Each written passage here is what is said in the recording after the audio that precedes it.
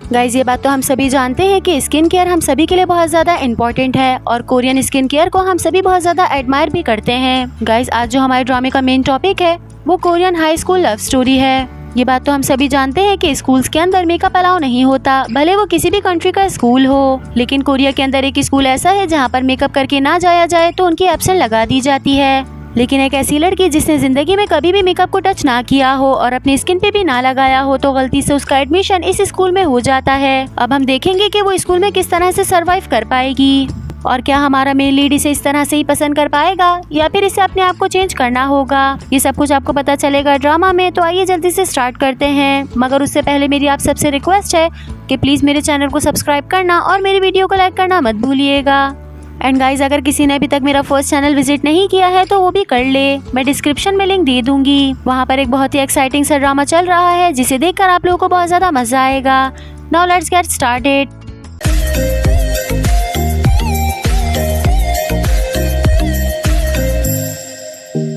Drama की starting में हमें एक बहुत ही क्यूट सी लड़की दिखाई जाती है। एंड गाइज, यही हमारे ड्रामा की मेन लीड है जिसका नाम है बोंगजू। ये एक जगह से गुजर रही होती है कि इसके पास मैसेज आता है कि तुम प्लीज मेरी क्लाइंट का अच्छे से ख्याल रखना, वो डेली कस्टमर हैं। ये भी मैसेज पढ़ती है कि इसके पास कॉल आ जाती है और वो लड़की इससे कहती है कि चलो अगर तुम्हारा काम खत्म हो गया है तो हम दोनों साथ मिलकर घर चलते हैं। ये मना कर देती है और कहती है कि मैंने अभी किसी की शिफ्ट ली है और उनका काम कंप्लीट करके मैं वापस आ जाऊंगी। अब मसाजिंग रूम का दिखाया जाता है कि यहाँ पर 3 लेडीज लेटी होती हैं और ये उनमें से एक का मसाज कर रही होती है। ये लोग आपस में बातें कर रही होती हैं कि उनमें से एक लेडी कहती है कि प्लीज मेरे पास आकर देख लो, मेरा फेस मास्क सूखने लग गया है। ये फौरन से उनके पास जाती है और शीट मास्क हटाकर उनका मसाज करने लगती है। ये उनके फेस पे मसाज कर रही होती है और उन्हें थोड़ा सा अजीब लगता है। वो फौरन से अपनी आंखें खोलती है और इसका हाथ पकड़ लेती है। वो कहती है कि जरूरन तुम जून की बेटी हो, तभी तुम्हारे हाथ बिल्कुल उसी तरह से चलते हैं। फिर इससे पूछती है कि क्या तुम मेरे फेस पे मेकअप ट्राई करना चाहोगी। वो जैसे ही मेकअप का नाम लेती है ये बहुत ज्यादा हैरान होती है और उन्हें मना करने लग जाती है कि मुझे मेकअप बिल्कुल भी नहीं आता, मैं ये नहीं कर पाऊंगी। लेकिन अब हमें कुछ देर बाद का दिखाया जाता है कि जून के सामने बैठी होती है और उनका मेकअप करने के लिए उनका फेस देख रही होती है। ये उनका फेस हर एंगल से देख रही होती है और इसमें वो काफी ज्यादा अजीब लग रही होती है। सामने 2 लेडीज बैठी होती है और वो भी ये देखकर बहुत ज्यादा शॉक्ड होती है। फिर जो अपने हाथों पे फाउंडेशन निकालती है और उसके अंदर एक सीरम मिलाने लगती है। वो इनसे पूछती है कि ये तुम क्या कर रही हो, तो ये उनको बताती है कि आपका फेस बहुत ज़्यादा ड्राई हो रहा है, इसलिए मैं इसमें ये सीरम मिला रही हूँ, लेकिन अगर आपको पसंद नहीं है तो मैं छोड़ देती हूँ। वो मुस्कुराकर कहती है नहीं नहीं कोई बात नहीं, तुम कंटिन्यू करो। ये मेकअप स्टार्ट करती है और उनके फेस पर फाउंडेशन से एक बेस बना देती है।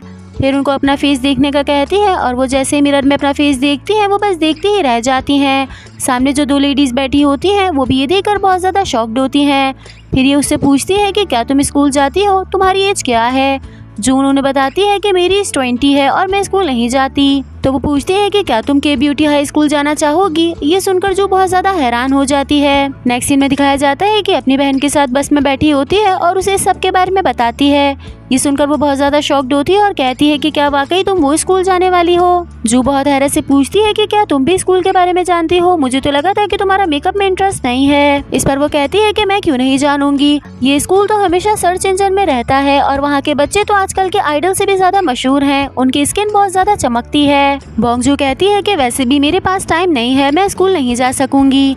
इसकी बहन कहती है कि तुम क्या कह रही हो, इस स्कूल का नाम तो सुनो, और वैसे भी अगर तुम वहाँ पर जाओगी तो तुम्हें कस्टमर्स भी मिल जाएंगे अपना सामान सेल करने के लिए, क्योंकि वहाँ पर जितने भी बच्चे पढ़ते हैं वो सब कोरियन ब्यूटी में इंटरेस्टेड हैं। बोंगजू जैसे ये बात सुनती है वो इस बारे में सोचने लग जाती है। अब नेक्स्ट डे का सीन दिखाया जाता है कि बोंगजू स्कूल आती है और वो बस यही सोच रही होती है कि अगर मैं स्कूल में कस्टमर्स बना पाई और फिर यहाँ पर अपने प्रोडक्ट सेल कर सकी तो मैं बहुत ज़्यादा अमीर हो जाऊंगी। ये सोचते हुए वो अंदर जाती है और वहीं ऊपर डायरेक्टर खड़ी होती हैं। तो उनके असिस्टेंट पूछते हैं कि ये वही लड़की है ना जिसके बारे में आप बात कर रही थी। तो वो कहती है हाँ, और ये वही लेडी होती है जिन्होंने बोंगजू को स्कूल का कहा था। ये कॉरिडोर से गुजर रही होती है कि इतने में यहाँ पर एक लड़का आता है और वो पीछे 2 लड़कियों को बोल रहा होता है कि स्कूल में फ्लर्टिंग अलाउ नहीं है। ये बोंगजू के बराबर में से गुजर जाता है लेकिन ये उसे नहीं देखती। वो आगे तो चला जाता है लेकिन फिर वापस आता है और इसके पास आकर कहता है कि मुझे नहीं लगता कि आज से पहले मैं इस तरह के किसी भी इंसान से टकराया हूँ। तुम तो यहाँ की स्टूडेंट नहीं लगती, क्या तुम नहीं आई हो। जूस की तरफ देख रही होती है लेकिन वो उसका कोई भी जवाब नहीं देती। तो वो लड़का समझता है कि ये चाइनीज समझती है तो वो चाइनीज में इससे पूछने लग जाता है। फिर जूस से कहती है कि मेकअप का लेक्चर रूम कहाँ है। तो वो हंसने लग जाता है और कहता है कि क्या तुम भी मेकअप डिपार्टमेंट में हो। चलो फिर हम दोनों की मुलाकात होती रहेगी। और ये कहते हुए इससे हैंड शेक करता है। वो इतनी जोर जोर से हाथ हिला रहा होता है कि गोंगजू के हाथ में दर्द हो जाता है। फिर इससे पूछता है कि ये तो 20 सेशन चल रहा है, तुम्हारा एडमिशन कैसे हो गया? जरूरन तुम कोई ना कोई स्पेशल लड़की होगी। लेकिन ये इसकी किसी भी बात का जवाब नहीं देती और यहाँ से निकल जाती है। गाइज, ये भी हमारे ड्रामा के मेन लीड्स में से एक लीड है जिसका नाम है गुनैन। नैन आकर इसे पीछे से पकड़ लेता है और कहता है कि ये क्योंकि तुम्हारे स्कूल का फर्स्ट डे है तो तुम इस स्कूल के बारे में कुछ भी नहीं जानती होगी। जाहिर है तुम फर्स्ट टाइम मुझसे मिली हो तो ये मेरा फर्ज है, तुम मेरे साथ चलो, मैं तुम्हें स्कूल के बारे में सब कुछ बता दूंगा। ये कोरिया का इकलौता हाई स्कूल है जिसमें कोरियन ब्यूटी के बारे में बताया जाता है। इसमें बहुत सारी कंपनीज ऐसी हैं जो कि कोरियन ब्यूटी प्रोडक्ट्स बनाती है। ये स्कूल सिर्फ कोरिया में मशहूर नहीं है बल्कि हॉलीवुड में भी इसका बहुत ज़्यादा नाम है। वहाँ की सेलिब्रिटीज़ यहाँ पर आते हैं और ब्यूटी के बारे में हमसे कंसल्ट करते हैं। इस स्कूल में बहुत सारे डिपार्टमेंट्स हैं जिनमें से एक ब्यूटियोलॉजी मार्केटिंग भी है और साथ ही ब्यूटियोलॉजी फिलॉसफी भी। फिर ये अपने डिपार्टमेंट में लेकर आता है और जैसे ही यहाँ का गेट खोलता है तो गोंगजू ये देखकर हैरान हो जाती है क्योंकि ये जगह दिखने में बहुत ही खूबसूरत लग रही होती है। वहीं सामने एक लड़का बैठा होता है जो कि एक लड़की पे मेकअप अप्लाई कर रहा होता है। एंड गाइज, यही हमारे ड्रामा का मेन लीड है जिसका नाम है वॉन। नैनी से बताता है कि ये जो सामने लड़का बैठा है ये एक बहुत ही बड़ी कोरियन ब्यूटी कंपनी का मालिक है, लेकिन इसे मेकअप के बारे में कुछ भी नहीं पता। मतलब तुम ये कह सकती हो कि ये मेकअप तो बहुत अच्छा करता है लेकिन इसे चीजों के बारे में नहीं पता। अब तुम खुद ही देख लो कि आईलाइनर को पेंट ब्रश से अप्लाई कर रहा है।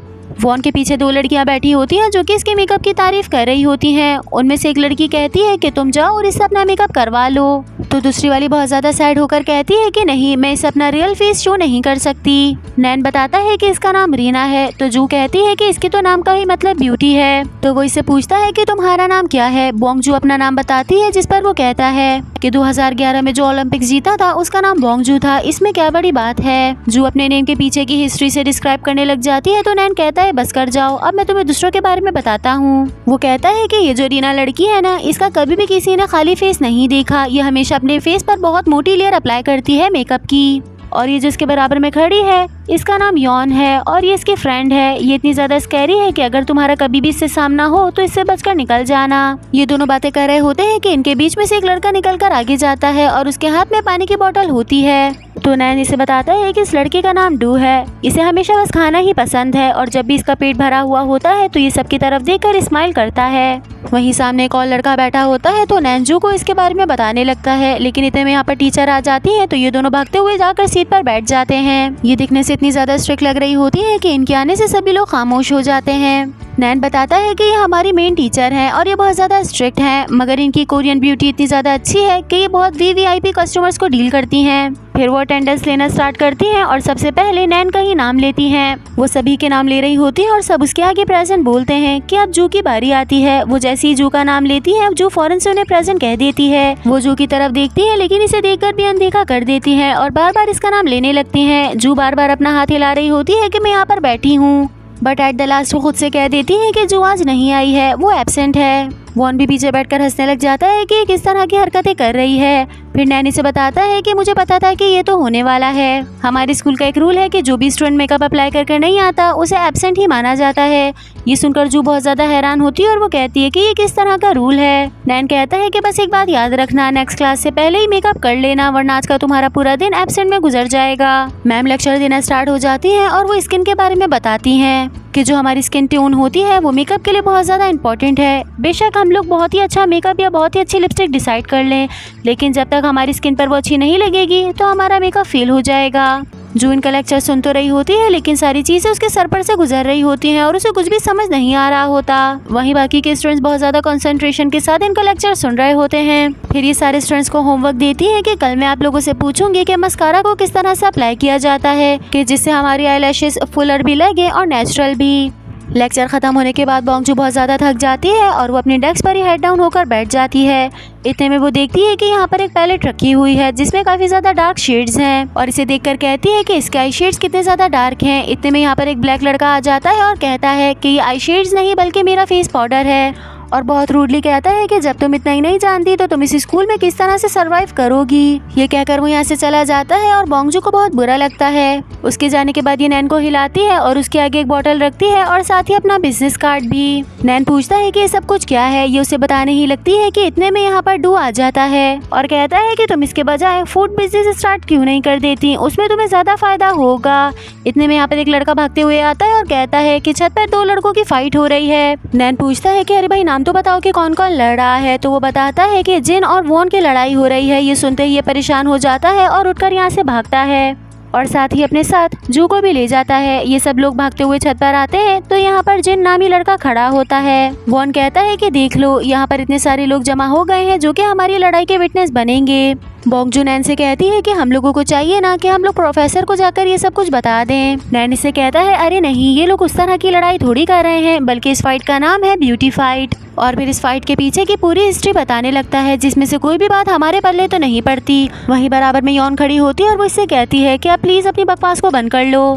फिर नैन उसे सॉरी करता है और जू को बताता है कि सबसे पहले ये लोग अपने मॉडल्स को डिसाइड करेंगे और फिर उनके मेकअप अप्लाई करेंगे। जिसकी मॉडल अच्छी लगेगी वो विन कर जाएगा और जिसकी मॉडल अगली लग रही होगी वो हार जाएगा। ये से बात कर रहा होता है कि इतने में पीछे से जोंग आ जाता है। बोंगजू पीछे मुड़ती है और उसकी साइड पर देखकर मुस्कुराने लगती है और ये स्कूल में इसका फर्स्ट क्रश बन जाता है। फिर ये दोनों एक दूसरे के लिए मॉडल्स देखने लग जाते हैं, जिनमें से एक मॉडल जू भी होती है। जिन वॉन के लिए इसको डिसाइड करता है। ये आगे आती है और बहुत ज्यादा नर्वस नजर आती है। खैर फिर कंपटीशन स्टार्ट होता है और जिन अपने मॉडल पे मेकअप अप्लाई करना स्टार्ट कर देता है। वहीं वॉन खड़े होकर बोंगजू को देख रहा होता है और कहता है कि मुझे तो लगता है कि हमें हार मान लेनी चाहिए।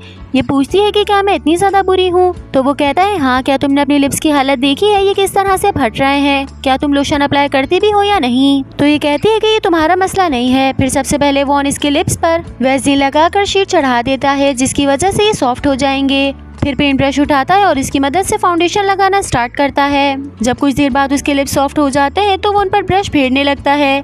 वहीं नैन ये देखकर कहता है कि क्या ये अपने तीत भी ब्रश नहीं करती, तभी तो वॉन इसके लिए ये कर रहा है। इतने में बराबर से यॉन कहती है कि तुम फिर शुरू हो गए, बस पूरे टाइम तो बकवास ही किए जा रहे हो, अब बिल्कुल चुप हो जाओ। फिर ये अपने बराबर वाले लड़के को कहता है कि तुम्हें एक बात बताऊं, मुझे इससे सख्त नफरत है और बहुत ज्यादा डर भी लगता है। यॉन बराबर से इसकी बात सुन रही होती है और वो मुस्कुराने लग जाती है। फिर वो लिपस्टिक का शेड डिसाइड करता है और बोंगजू के लिप्स पर अप्लाई करने लगता है। सभी लोग ये देखकर बहुत ज्यादा हैरान हो जाते हैं, क्योंकि बोंगजू बिल्कुल डिफरेंट लग रही होती है। वॉन की मेहनत रंग ले आती है और वो ये कंपटीशन जीत जाता है। जू अपने घर आ जाती है और ये पिक्चर अपनी बहन को दिखाती है, तो वो ये देखकर खुद भी बहुत ज्यादा हैरान होती है और कहती है कि क्या स्कूल वाले प्लास्टिक सर्जरी करना भी जानते हैं, क्योंकि ये तो तुम बिल्कुल भी नहीं लग रही। जू इसकी तरफ गुस्से से देखने लग जाती है तो वो कहती है अरे मैं तो सिर्फ इसलिए कह रही थी क्योंकि तुम बहुत ज्यादा खूबसूरत लग रही हो। फिर बात को पलटने के लिए पूछती है कि क्या तुमने वहाँ पर कस्टमर्स बनाए। तो जू से बताती है कि एक भी कस्टमर नहीं बना, उनकी स्किन तो ग्लास की तरह चमक रही होती है और उन्हें मेरे प्रोडक्ट्स खरीदने की कोई भी जरूरत नहीं है, पता नहीं मैं क्यों वहाँ पर लग गई। तो इसकी बहन इसे समझाती है कि देखो, अगर तुम चाहो तो मैं भी तुम्हारी हेल्प कर सकती हूँ। इस पर जू कहती है कि तुम कोई भी मेरी हेल्प नहीं करती, तुम बस हर वक्त अपने कॉमिक्स पढ़ती रहती हो। फिर ये अचानक से खड़ी हो जाती है और कहती है कि मुझे पैसा कमाना होगा। फिर अपना लैपटॉप उठाती है और मैसेजेस देखने लगती है। इंटरनेट पे इसे ब्यूटी गॉड के नाम से जानते हैं। एक लड़की से मैसेज करती है कि रिसेंटली मेरा रिलेशन हुआ है और मेरा बॉयफ्रेंड मुझसे 3 साल छोटा है, इसलिए दिन ब दिन मैं बड़ी लगने लग गई हूँ। तो ये उसे एडवाइस करती है कि हैवी मेकअप करने से बेहतर है कि तुम कोई ऐसी क्रीम यूज करो जिसकी वजह से तुम छोटी लगो। तो वो फौरन से इसका प्रोडक्ट बाय कर लेती है और उसके पैसे भी सेंड कर देती है। इसकी बहन आती है और कहती है कि मुझे तो लग रहा है कि आज की सेल तुम्हारी काफ़ी अच्छी जा रही है। फिर ये अपनी बहन के हाथ में लैपटॉप देती है और कुछ सामान लेने के लिए आगे चली जाती है। अचानक से किसी का मैसेज आता है, जिसे देखकर वो कहती है कि ये तो वही है ना जो तुम्हें लगातार मैसेज करता रहता है और तुमसे ब्यूटी के बारे में क्वेश्चंस करता है। जू आकर इसका मैसेज देखने लग जाती है कि अचानक से वो एक और मैसेज सेंड करता है और पूछता है कि मस्कारा को किस तरह से अप्लाई करना चाहिए। ये देखकर वो बहुत ज़्यादा शॉक्ड हो जाती है और कहती है कि क्या ये मेरे स्कूल में पढ़ता है, क्योंकि आज तो हमारी मैम ने हमसे यही क्वेश्चन किया था और आज हमारा असाइनमेंट भी यही है। सो गाइस, अभी तक के लिए इतना ही। आई होप आप सबको आज का एपिसोड पसंद आया होगा। मुझे कमेंट सेक्शन में बताइएगा कि आप लोगों को क्या लगता है कि ये मैसेज वाला पर्सन जू की क्लास में से कौन होगा। नेक्स्ट एपिसोड में ये ड्रामा बहुत ही इंटरेस्टिंग होने वाला है, तो जब तक के लिए stay tune, bye bye and thank you so much for watching.